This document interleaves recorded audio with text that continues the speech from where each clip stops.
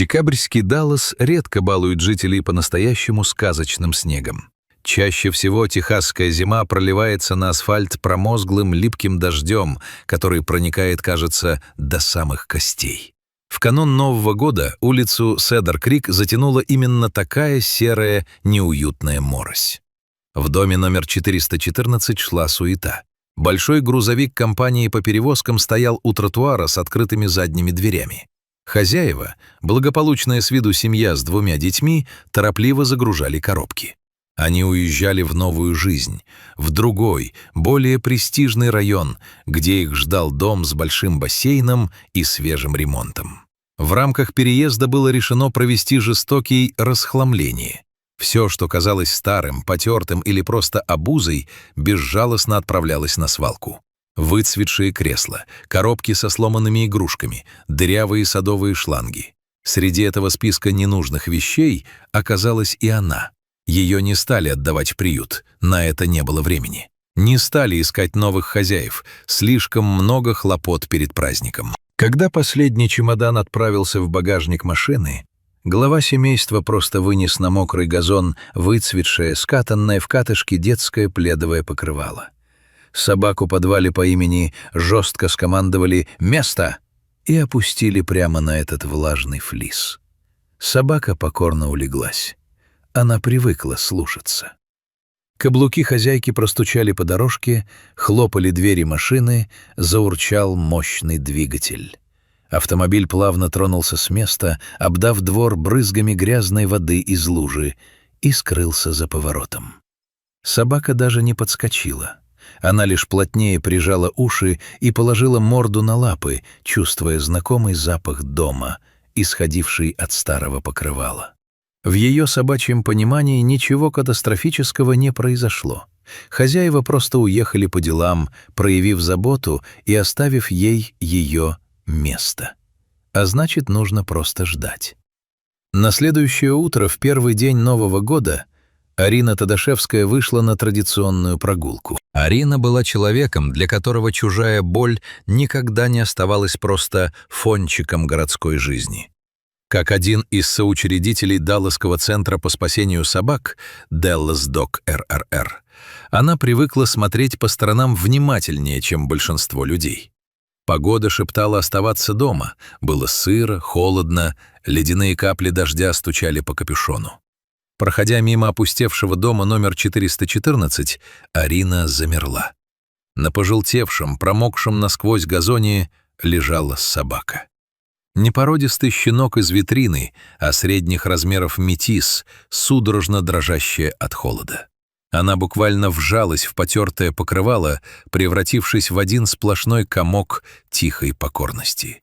Арина сделала шаг к ней, но собака тут же вскинула голову. В ее глазах не было агрессии, только дикий, панический страх. Животное вскочило, сделало несколько быстрых прыжков в сторону и замлело, наблюдая за женщиной. «Эй, девочка, тише, ты чего?» Мягко проговорила Арина, протягивая руку. Но собака дернулась и отбежала еще дальше, на безопасное расстояние. Однако, как только Арина сделала шаг назад, собака, скуля, снова бросилась к своему покрывалу и буквально рухнула на него, словно это был единственный спасательный плот в океане. В этот момент из соседнего дома вышли люди. «Не тратьте время, Арина», — грустно выдохнул сосед напротив. «Их вчера еще не было, они съехали. Мы видели, как они вынесли эту тряпку и бросили ее прямо перед отъездом.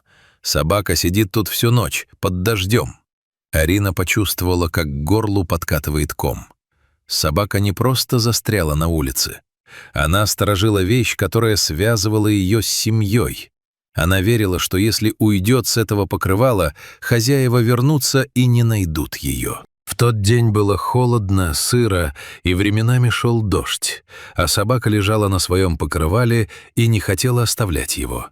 Она думала, что за ней вернутся хозяева, и ждала их. Позже опишет этот момент Пейдж Дэвис, исполнительный директор Центра спасения, которой Арина сразу же позвонила. Но как помочь той, которая искренне считает, что спасение — это предательство? Каждый раз, когда Арина пыталась приблизиться, собака паниковала и угасала в страхе, сбегая к соседским кустам. Но едва женщина отходила, бедняга мгновенно возвращалась на тряпку. И тогда в голове у Арины созрел план.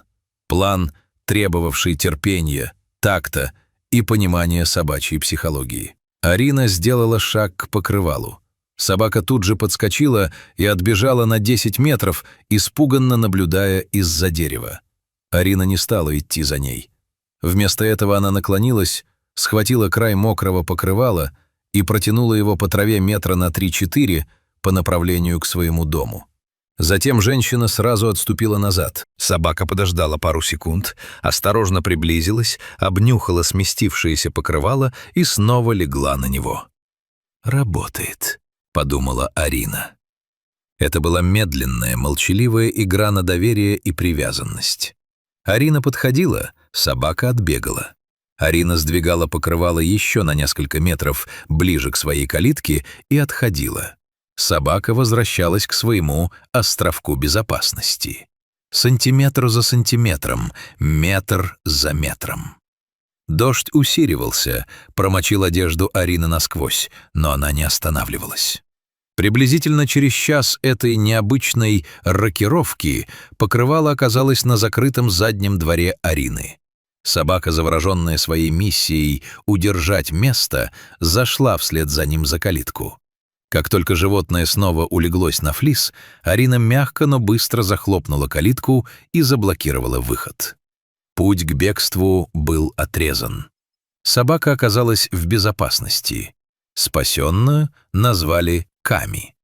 Но первая победа не принесла мгновенной радости. Когда Ками оказалась в теплом помещении, глубина ее эмоциональной травмы проявилась во всей ужасающей полноте. Она не радовалась теплу, она не просила еды. Ками была сломана.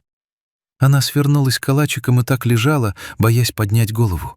Когда к ней прикасались, она просто застывала от страха, никому не смотрела в глаза. Всем видом она говорила, чтобы от нее держались подальше, вспоминает Пейдж Дэвис. Ками превратилась в собаку-невидимку.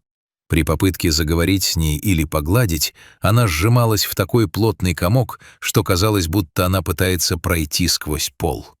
В ее глазах застыл не просто страх перед незнакомцами. Это был глубочайший шок предательства.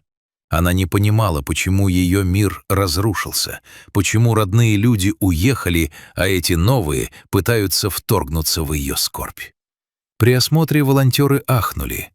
Под шерстью в районе шеи и ушей обнаружились свежие глубокие раны. Судя по всему, перед самым отъездом ее либо пытались грубо удержать на цепи, либо она поранилась, когда ее выставляли из дома.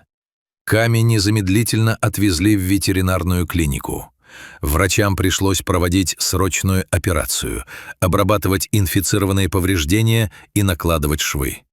Но если физические раны затягивались благодаря медикаментам и мазям, то душевную травму нельзя было зашить нитями.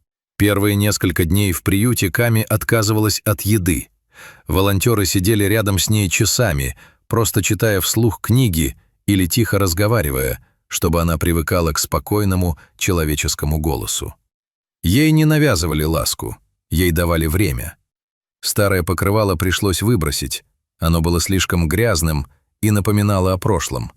Но взамен ей дали мягкий чистый лежак и теплое одеяло. Прошел день, затем второй, неделя. И постепенно лед начал таять. Сначала Ками просто разрешила погладить себя по холке, не зажмуривая глаза от ужаса. Затем, впервые за долгие дни, чуть подняла хвост. Однажды утром, когда волонтер вошла в ее бокс с миской вкусного бульона, Ками сделала несмелый шаг навперед и едва заметно уткнулась носом в ладонь человека.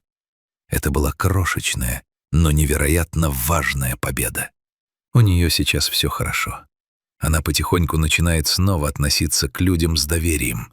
Делится хорошими новостями Пейдж Дэвис. Сейчас Ками все еще восстанавливается. Из забитого перепуганного зверька, замерзавшего на новогоднем дожде, она шаг за шагом превращается в собаку, которая умеет вилять хвостом и радоваться новому дню. В приюте ее окружили любовью, которой она была лишена в своем прежнем доме. Врачи говорят, что швы скоро снимут, а душевные раны подлечит время.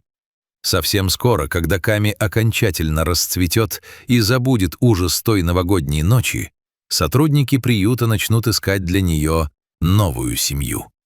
Настоящую. Такую, которая знает, что животные — это не старые вещи, которые можно выбросить при переезде, а верные друзья, которых не предают.